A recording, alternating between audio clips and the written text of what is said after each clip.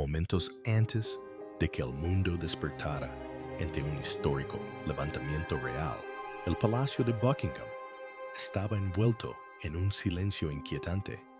Tras esos antiguos muros, los rumores se extendían como la pólvora. Se llamó al personal.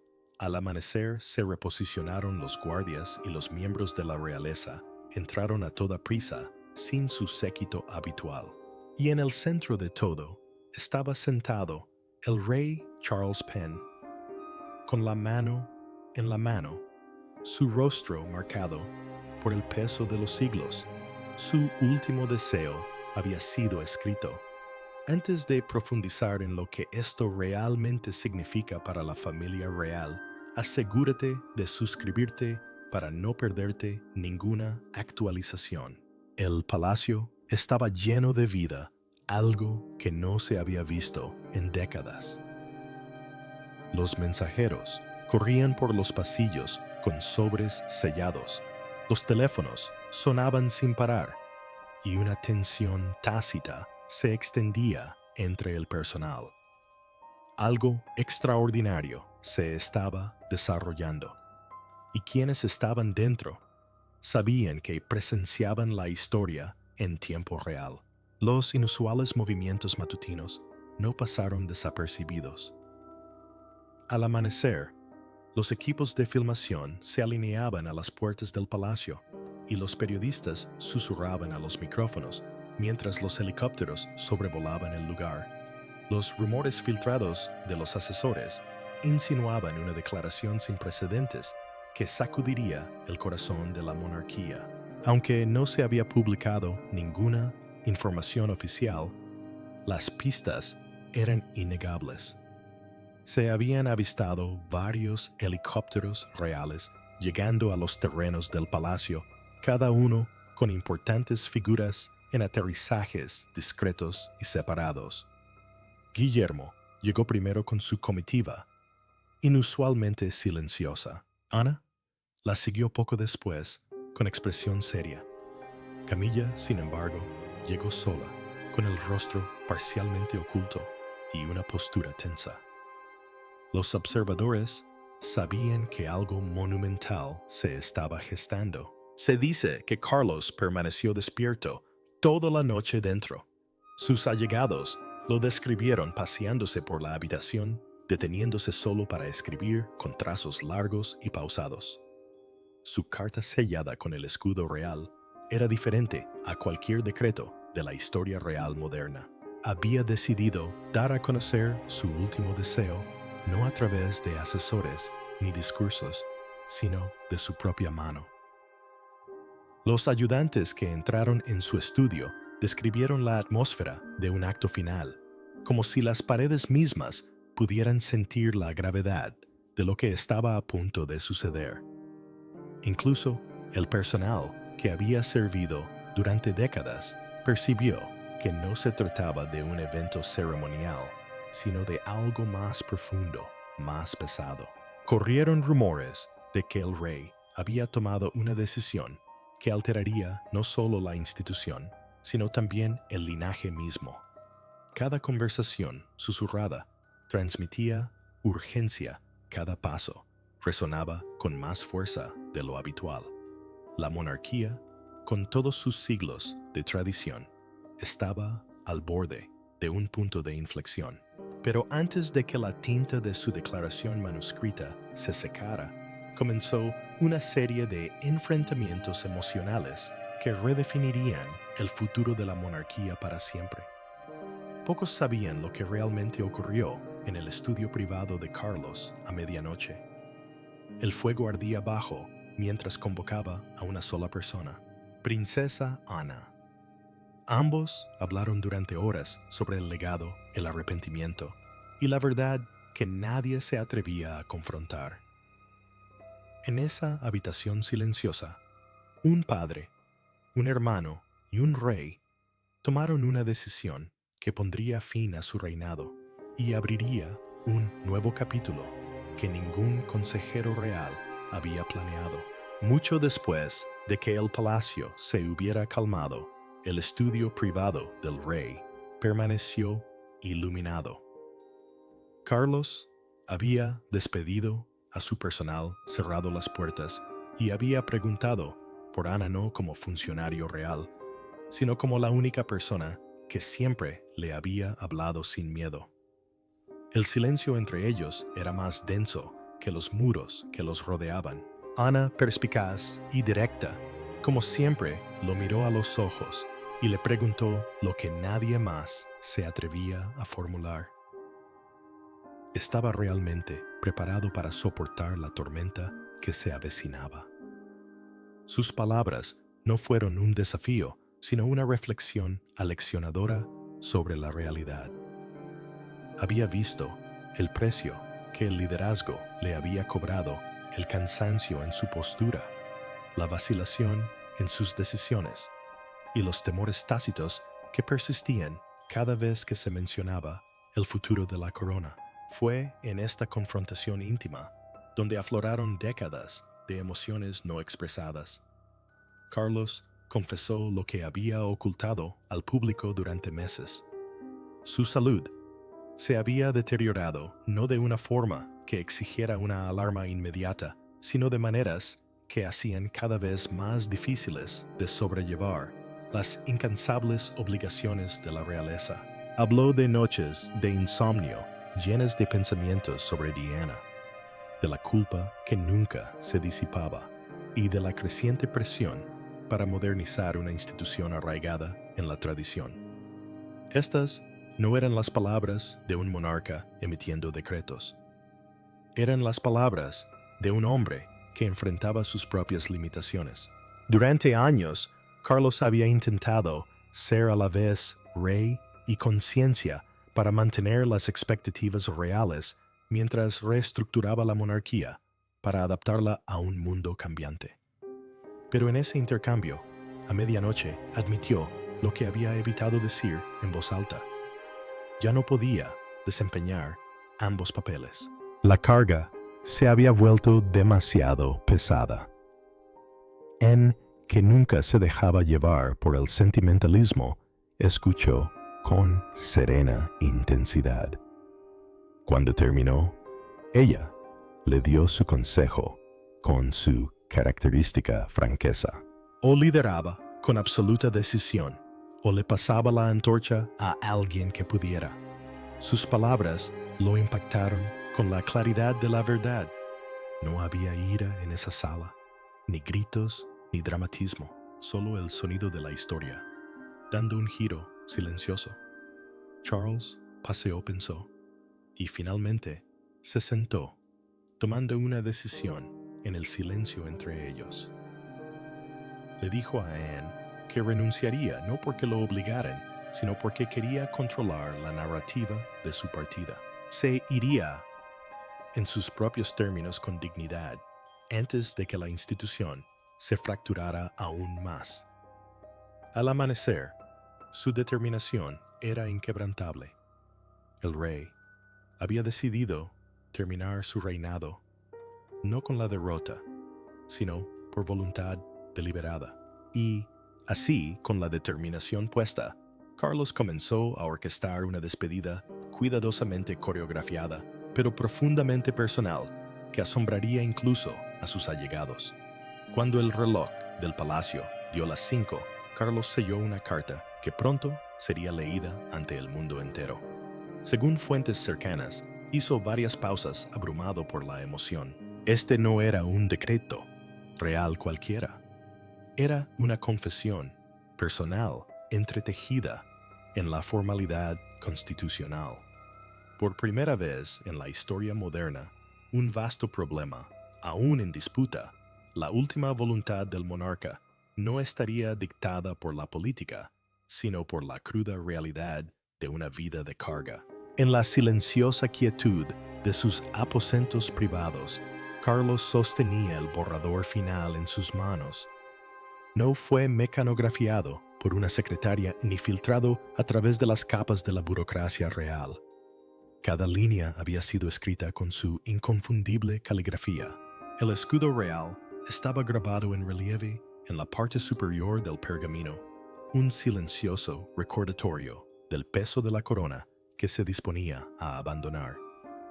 Cuando finalmente selló la carta, doblada con el sello de lacre, no fue solo el cierre de un documento, fue el fin de una era. Este no fue un discurso inspirador, ni una política de gobierno. Fue un ajuste de cuentas. Quienes vieron la carta antes de que fuera guardada, la describieron como poética y brutalmente honesta. Carlos no ocultó sus arrepentimientos. Habló de oportunidades perdidas, relaciones tensas y el inmenso coste personal de llevar la corona. En más de una ocasión, reconoció a Diana no solo como la madre de sus hijos, sino como símbolo de la compasión y la conexión que la monarquía a menudo había luchado por encarnar. Fuentes cercanas al rey revelaron que este incluyó instrucciones claras para honrar su legado en los años venideros, asegurando que su nombre permaneciera central en el futuro de la monarquía. Pero no fue solo sentimiento lo que llenó las páginas. Carlos esbozó una visión de lo que debería suceder tras su dimisión. Mencionó figuras específicas que creía capaces de guiar a la monarquía en tiempos inciertos.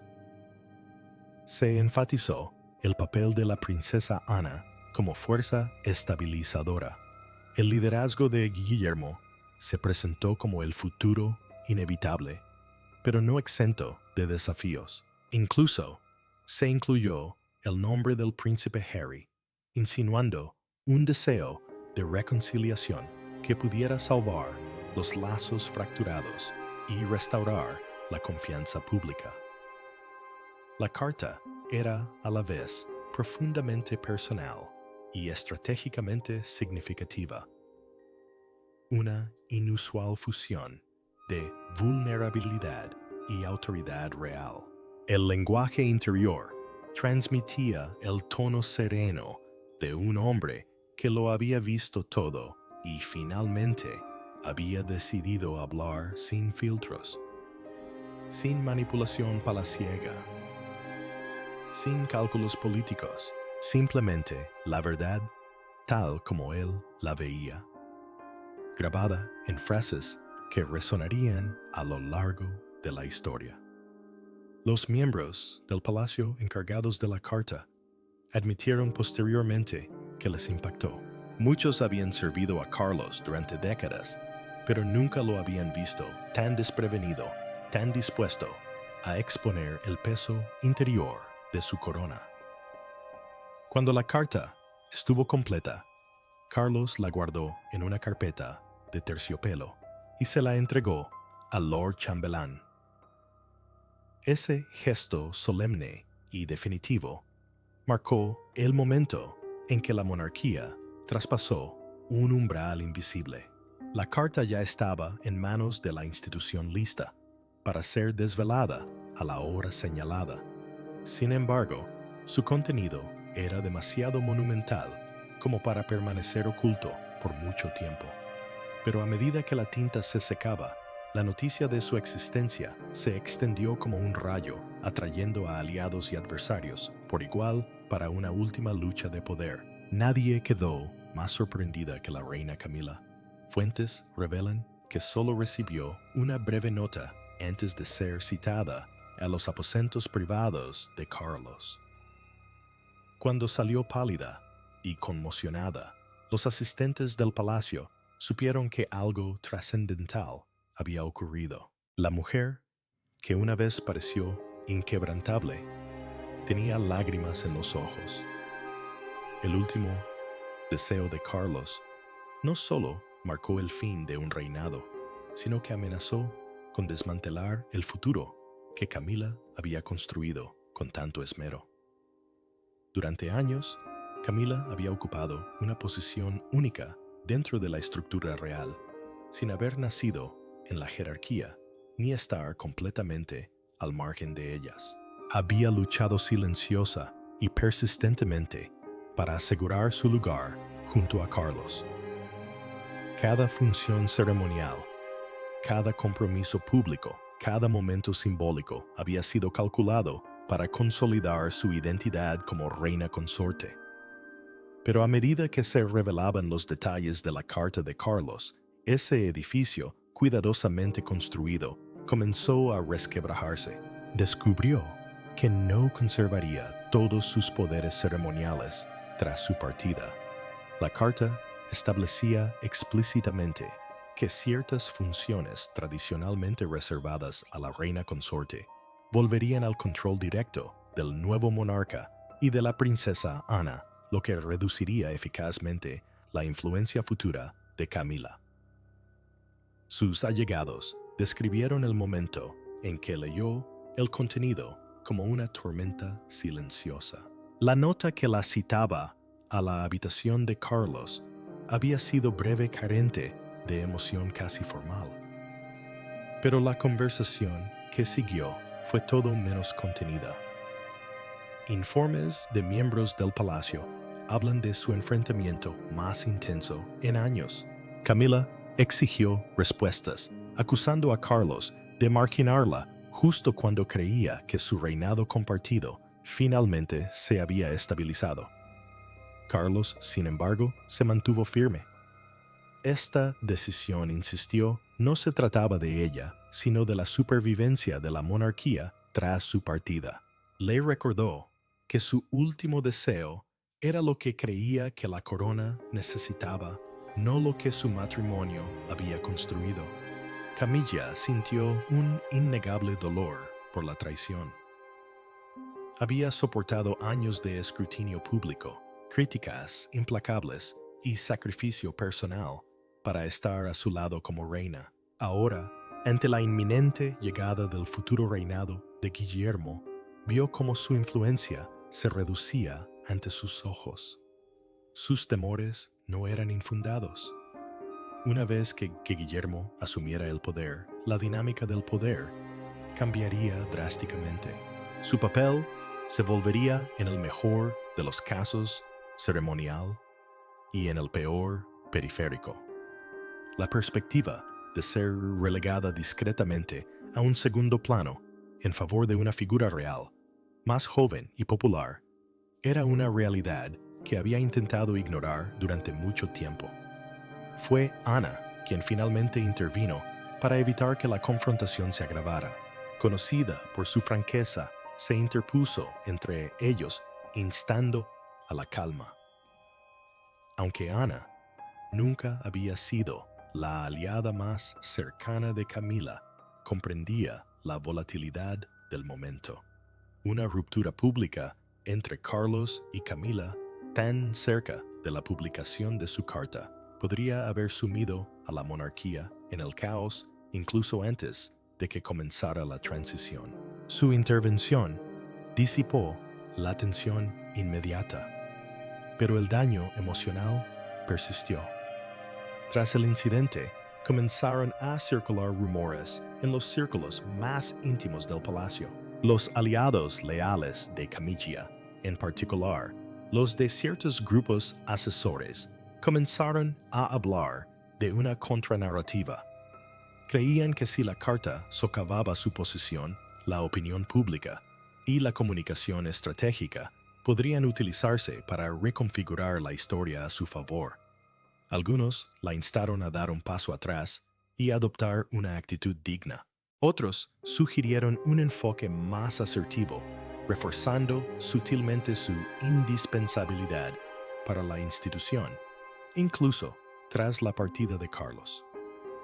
Camila se enfrentó a un futuro inesperado, uno en el que su identidad como reina consorte ya no le garantizaría influencia. Su reacción no fue solo emotiva, fue estratégica, calculadora y profundamente humana. Para una mujer que había pasado décadas sorteando las críticas y la resistencia, la idea de desvanecerse en la oscuridad ceremonial era impensable. Las grietas. En su serenidad, esa mañana no se debían solo a sentimientos heridos, sino al colapso de un imperio que había construido a la sombra de la corona ajena. Y mientras Camilla lidiaba con un futuro que se desmoronaba. Otra miembro de la realeza se preparaba para salir a la luz, no por ambición, sino por destino. El príncipe Guillermo nunca pidió que este momento llegara tan pronto. De pie en los mismos pasillos por donde una vez caminó, su madre sintió todo el peso de la corona cerniéndose sobre él. La decisión de su padre no fue solo una transición, fue una prueba de carácter, lealtad y visión. Para Guillermo, aceptar el último deseo de Carlos significó enfrentarse a los fantasmas de su pasado mientras guiaba a Gran Bretaña hacia un futuro incierto. Cuando finalmente recibió la carta, Guillermo comprendió al instante que todo cambiaría a partir de ese momento. Las palabras no eran las de un monarca lejano, sino las de un padre que transmitía un reino con reverencia y urgencia. Leyó cada línea, lentamente, sintiendo el temblor, bajo las frases cuidadosamente elaboradas. Al principio, el orgullo lo invadió. Su padre lo había elegido sin dudarlo, pero a ese orgullo le siguió una profunda oleada de dolor, seguida luego por una corriente subyacente de miedo. No se trataba de una cesión ceremonial de un título. Era la transferencia de un legado, de una responsabilidad, de expectativas centenarias que podían elevarlo o aplastarlo. Mientras permanecía en silencio, sus pensamientos inevitablemente se dirigieron a su madre. La presencia de Diana persistía en aquellos pasillos como una verdad tácita. Este momento, en muchos sentidos, estaba entrelazado con sus sueños inconclusos. William recordaba sus anhelos de una monarquía más cercana al pueblo, más cálida, más transparente, más humana. Su visión había sido a la vez idealista y revolucionaria, y ahora, décadas después, le tocaba a él darle vida. Sabía que aceptar el último deseo de su padre significaba continuar no solo el legado de Carlos, sino también el de Diana. Fue una herencia doble cargada de emoción e historia. Antes de que el contenido de las cartas se hiciera público, Charles pidió verlo en privado. Su conversación fue tranquila pero profunda. Carlos habló no como rey, sino como padre buscando seguridad. Hizo una última súplica a su hijo, proteger el papel de Ana y asegurar que la unidad de la corona no se quebrara bajo presión externa. También instó a William a encontrar una vía de reconciliación con Harry. La mención de su hermano despertó sentimientos encontrados. La división entre ellos era más que personal. Se había convertido en un símbolo de las fracturas de la monarquía. Y sin embargo, en ese momento, Guillermo reconoció la importancia de lo que su padre le pedía. No se trataba solo de un deber. Se trataba de la preservación del legado y del futuro de la propia institución. William lidió con estas responsabilidades en las horas siguientes. La enormidad de la tarea que le aguardaba era casi abrumadora. Sabía que la monarquía se encontraba en una encrucijada, que la confianza pública era frágil, que la dinámica interna estaba tensa, y que el panorama mundial había cambiado drásticamente desde que su padre subió al trono. Aceptar el liderazgo significaba afrontarlo todo, no con vacilación, sino con claridad y determinación. Y a pesar de sus temores, una silenciosa determinación comenzó a arraigarse. No hizo grandes proclamaciones, ni buscó aplausos. En cambio, se hizo una promesa silenciosa a sí mismo. La monarquía bajo su mando no sería una mera continuación de la tradición. Sería remodelado, redefinido y realineado con el mundo que heredarían sus hijos. Fue una promesa nacida no de la ambición, sino de la necesidad. Un reconocimiento de que la supervivencia requería evolución. Sin embargo, mientras Guillermo se preparaba para un cambio radical, fuerzas externas a la familia ya se movilizaban para definir lo que vendría después. A pocas horas de la decisión de medianoche de Carlos, los círculos de poder británicos bullían como nunca antes. Funcionarios del Parlamento, líderes de la Commonwealth y asesores de palacio se apresuraron a interpretar la carta sin precedentes. A puerta cerrada, se formaron facciones, algunas ansiosas por abrazar la nueva era de Guillermo, otras decididas a aferrarse al statu quo. Ya no se trataba solo de un drama familiar. Era una batalla a gran escala por la futura configuración de la monarquía británica. Apenas el palacio había recuperado el aliento cuando se convocó a expertos constitucionales para analizar cada línea de la Carta de Carlos. Su decisión de dimitir fue trascendental en sí misma.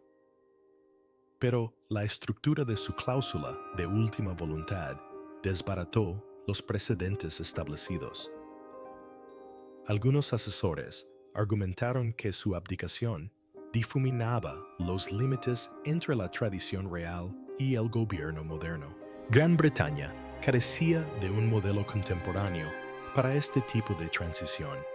¿Debería seguirse el proceso legal formal o deberían prevalecer los deseos personales del monarca? Lo que comenzó como un asunto real privado se convirtió rápidamente en un torbellino constitucional. Dentro del palacio, los asesores principales estaban profundamente divididos. Un grupo abogó por retrasar el anuncio público, creyendo que la institución necesitaba tiempo para recalibrarse antes de presentarse al mundo. Temían que una declaración precipitada pudiera desencadenar tensiones políticas, generar inestabilidad, desestabilizar los mercados y debilitar la imagen internacional de la corona. Otros, sin embargo, insistieron en que la vacilación solo provocaría caos. Creían que la Carta del Rey debía cumplirse con prontitud y sin vacilación, tanto para defender su voluntad final como para demostrar unidad ante el cambio.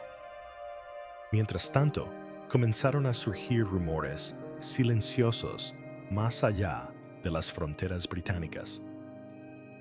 Los líderes de la Commonwealth, muchos de los cuales se habían acostumbrado al liderazgo firme, aunque discreto, de Carlos, expresaron su inquietud en privado. Algunos se preguntaban si la rápida transición rompería sus vínculos simbólicos con la corona. A otros les preocupaba que el liderazgo de Guillermo pudiera dar paso a reformas que no estaban dispuestos a aceptar. Estas preocupaciones diplomáticas añadieron otra capa de complejidad a una situación ya de por sí inestable. En el centro de la lucha interna se encontraban dos bandos opuestos.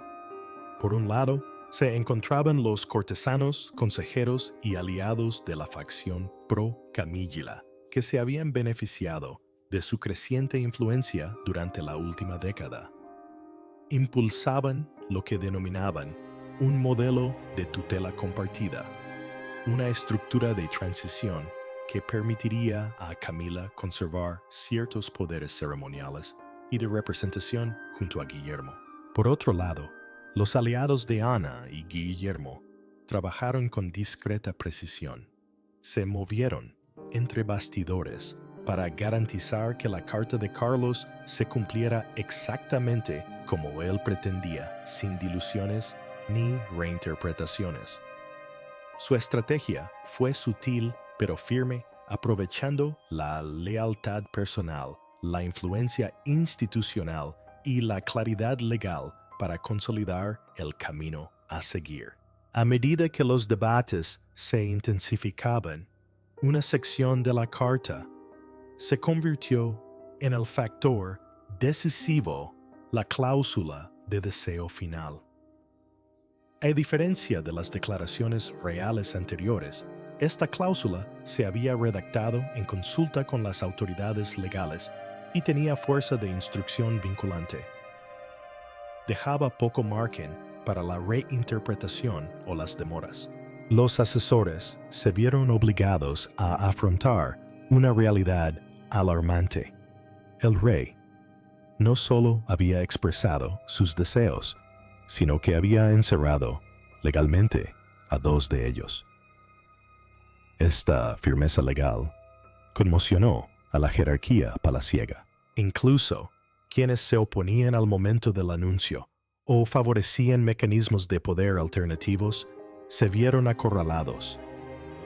Carlos había orquestado su salida con la precisión de quien sabía que habría resistencia y la había planeado meticulosamente. Fue una jugada maestra que despojó a los poderosos del palacio de su margen de maniobra habitual. Pero ni siquiera los asesores más poderosos pudieron detener lo que se avecinaba la revelación pública de la última declaración de un monarca. El mundo se paralizó mientras los locutores reales interrumpían todos los canales. Desde Londres hasta Sydney, millones de personas vieron en directo cómo el Lord Chamberlain desplegaba la carta ante una multitud silenciosa. Cada palabra impactó como un rayo.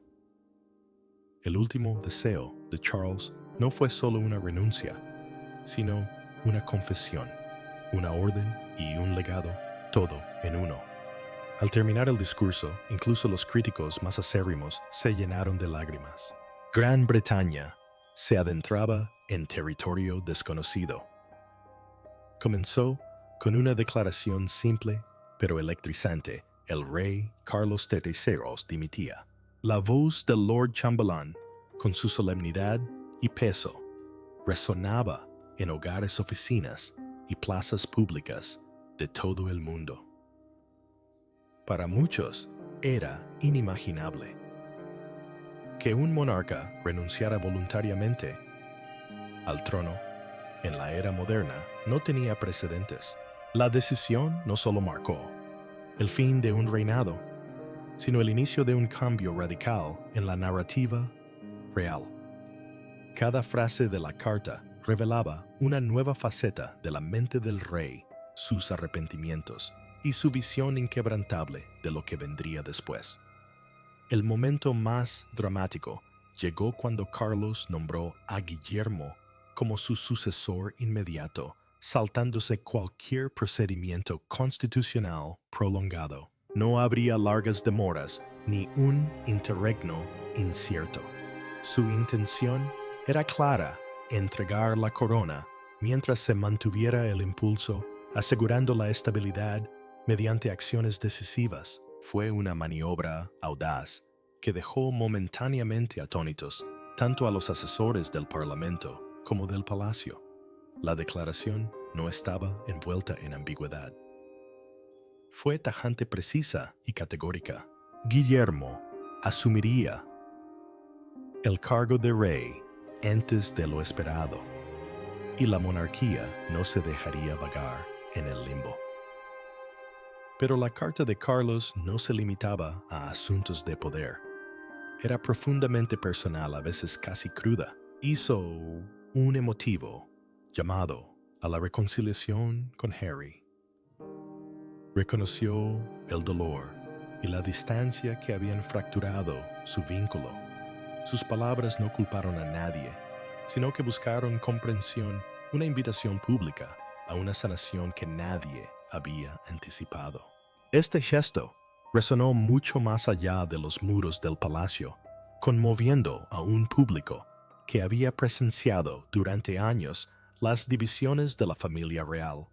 Entonces, llegó un momento que silenció incluso a los observadores más escépticos. La admisión de arrepentimiento de Carlos. Habló de decisiones que desearía haber tomado de otra manera, de oportunidades perdidas y de la inmensa presión que había moldeado tanto su reinado como su vida personal. No fue una declaración pulida ni reservada. Fue la voz de un hombre que se deshacía del peso que había cargado durante décadas. Prometió lealtad a la nación, no como monarca, sino como ciudadano que apoyaría a la institución desde fuera de sus muros dorados. En una decisión que sorprendió a muchos, Carlos anunció un rol ceremonial elevado para la princesa Ana. Ella actuaría como una figura estabilizadora durante la transición, encarnando la continuidad y la disciplina que habían definido su vida pública. Esta decisión fue tanto simbólica como estratégica, indicando que la monarquía dependería no solo de un nuevo rey, sino también de la firme presencia de quienes se habían ganado el respeto de la nación tras décadas de servicio.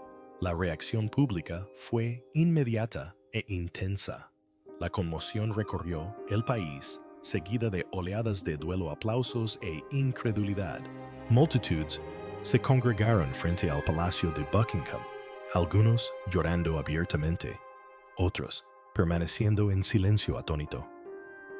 Los comentaristas describieron el momento como un punto de inflexión histórico, un punto clave que mezcló el dolor con una inesperada sensación de renovación.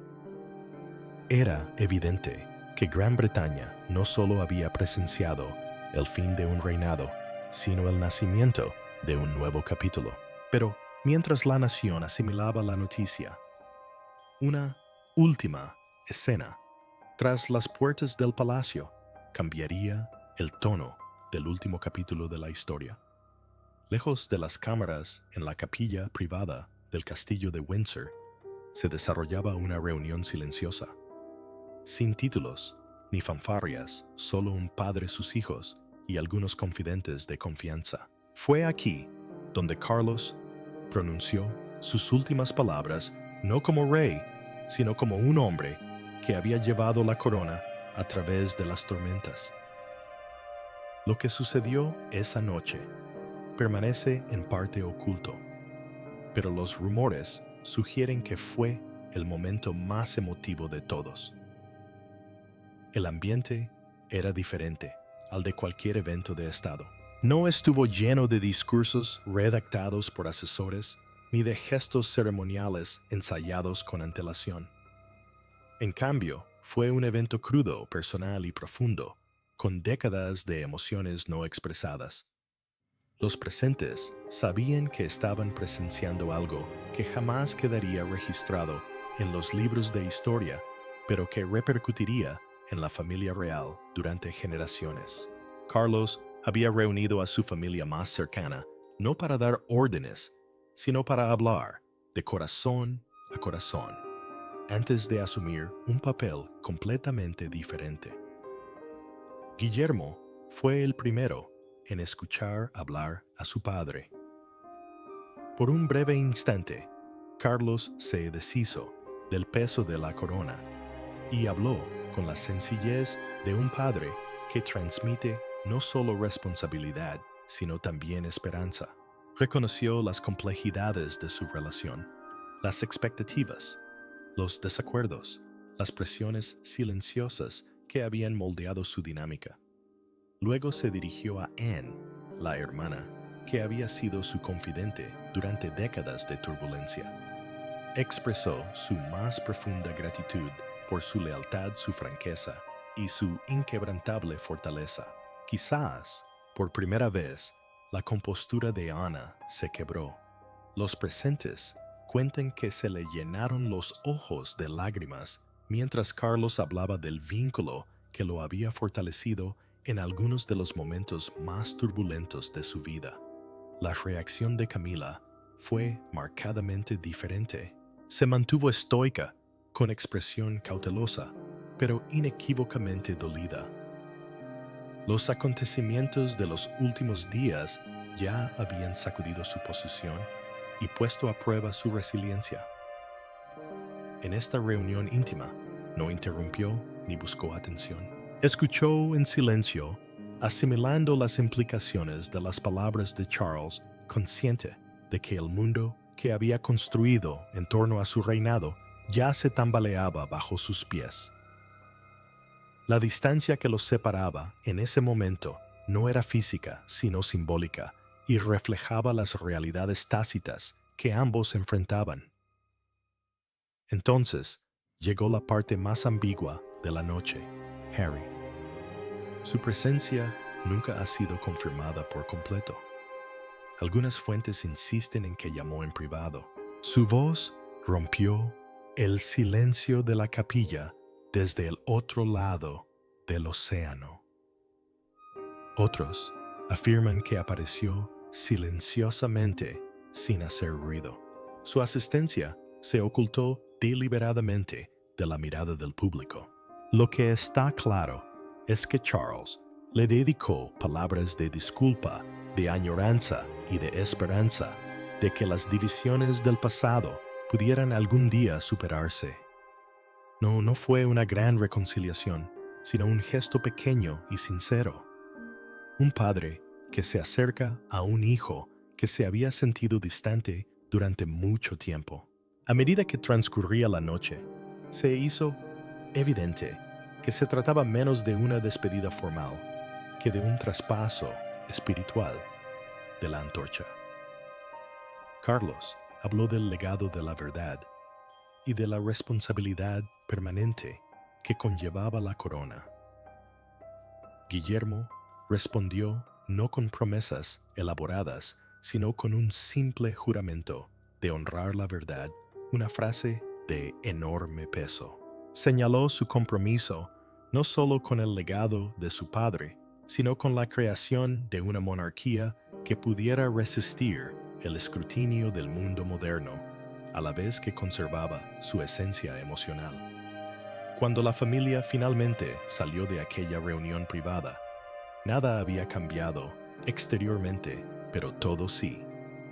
Quienes estuvieron allí afirman que el peso de los siglos pareció recaer de forma diferente sobre cada uno de ellos. Algunos lo llevaron con determinación, otros con incertidumbre, pero todos se marcharon de Windsor, sabiendo que habían participado en algo que jamás volvería a ocurrir. Y al amanecer en Windsor, la corona se preparó para reposar sobre una nueva cabeza, cumpliendo el último deseo de un monarca de una forma inesperada. A la mañana siguiente, el mundo despertó con una Gran Bretaña transformada para siempre. Se arrió el estandarte real y comenzaron los preparativos para una ceremonia histórica. Multitudes sin precedentes se congregaron no para lamentar, sino para presenciar el cambio de página. Por Guillermo, por Ana, por la nación. El último deseo de Carlos no fue solo un final, sino el comienzo de una nueva historia real, cuyo primer capítulo acababa de escribirse. El palacio actuó con rapidez, iniciando los trámites oficiales para la transición al reinado de Guillermo. Cortesanos, asesores y expertos constitucionales trabajaron en sintonía con movimientos precisos y deliberados. Fue un momento que exigió rapidez y solemnidad. Debía respetarse todo protocolo, cada decisión sopesada cuidadosamente. Esto fue más que un acto simbólico. Fue la transferencia fluida del poder de un monarca que había elegido el momento de hacerse a un lado a su hijo, pasando a la incesante luz de la historia. Fuera de los muros del palacio, el mundo aún procesaba lo sucedido. Medios de comunicación de todos los continentes anunciaron la decisión de Carlos, la abdicación real más emotiva del siglo. Los titulares no hablaban de escándalo ni de crisis, sino de un extraordinario acto de iniciativa por parte de un rey que había decidido forjar su legado en lugar de dejarse moldear por el tiempo. Los comentaristas analizaron minuciosamente cada palabra de la carta, cada gesto de la transmisión, buscando significado en lo que muchos describieron como una magistral orquestación de la monarquía en la era moderna. Dentro de la familia real ya se estaban definiendo nuevos roles. La princesa Anna emergió como la discreta pero poderosa fuerza matriarcal tras bambalinas. Sus décadas de servicio inquebrantable la convirtieron en el ancla estabilizadora natural en esta transición. No estaba acaparando la atención, pero su influencia era innegable.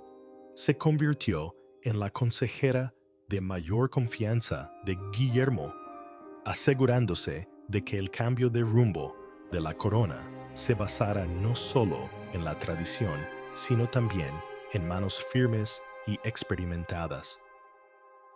Su presencia aseguró tanto a la institución como al público que la continuidad y la disciplina no se perderían en este momento de cambio. Camilla, sin embargo, eligió un camino muy diferente. Tras la carta y los enfrentamientos emocionales que le siguieron, se retiró casi por completo de la atención pública. Su ausencia no pasó desapercibida. Comenzaron a circular rumores en la prensa sobre posibles memorias, negociaciones discretas y una redefinición de su identidad pública. Algunos interpretaron su silencio como una retirada digna, otros como un reposicionamiento estratégico.